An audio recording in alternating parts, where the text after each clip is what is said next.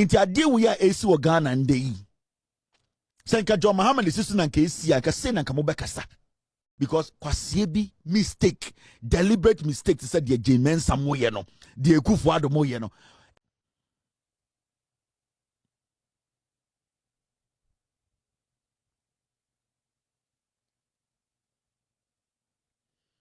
That's the problem I have with some of these dogs sitting on your TVs and radio stations. Sometimes we want to stop this, but we sit back. Now you're these kind of dogs on the TV and radio, and then admire that reason to be back on TV and on radio. Yeah. Sometimes we feel say we have done our bit. We need to step back and let some people also take from here. But what's not back now? Share the level of idiocy and deliberate foolishness of these people, the hypocrisy. Like they just don't care. As far as a NPP no and say Ghana no, it makes people like us, we get scared and we still come back. So what is your job as a journalist? Your job as a journalist is not to sit in your studio to tell your panelists what is right or what is wrong. Your job, your principal job as a journalist is to tell the people the truth. That is your principal job. Your job is not about you confronting a guest. That is why if you have seen my platforms, hardly do you see me interview anybody. No. Hardly do you hear me grant interviews. No. So friend Mr. Kevin, I want to talk to you. I want you to come on my show. I will tell you whatever you want to know from me. Watch my show. So when I sit here, it is my job and responsibility to be factual and let you know the truth, irrespective of where it goes. It is not my job to bring somebody on. Interviewing people on TV and radio is not part of journalism. That is not part of journalism. More call journalism schools to go back and read the ethics and read the fundamentals. Interviews does not play any role in journalism. It is you being factual and educated and informing your viewer or listener. And it is your job to make the person understand the truth. So that's why you need to dig. You need to research.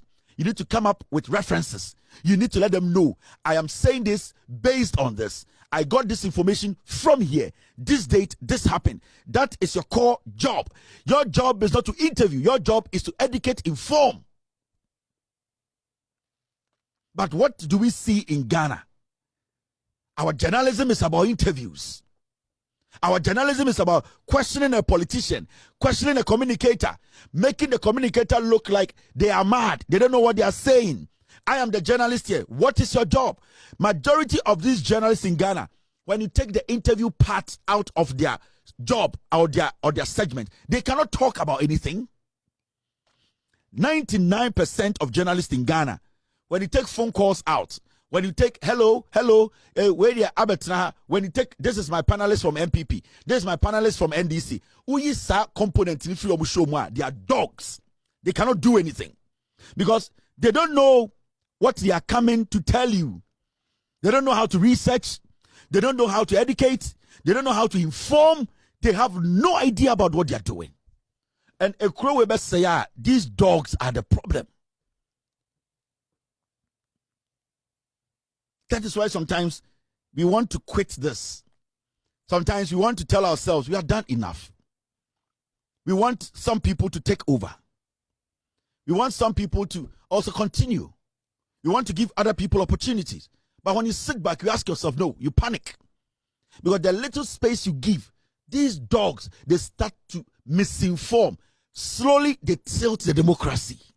They try to take the power of the people from them and give to politicians they like. And that is what we see in Ghana. Journalists, majority of them, they take the power from the people and give to politicians. All because they are friends with politicians. All because they love a particular politician. All because they are linked to a tribe that is linked to a political party.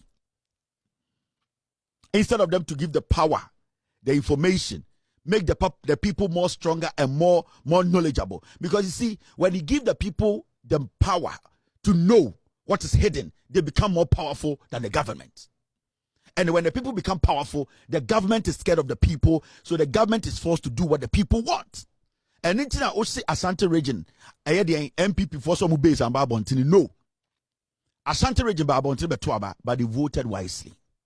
That is the power they were holding in 2024 elections. And that is what the NPP is refusing to understand.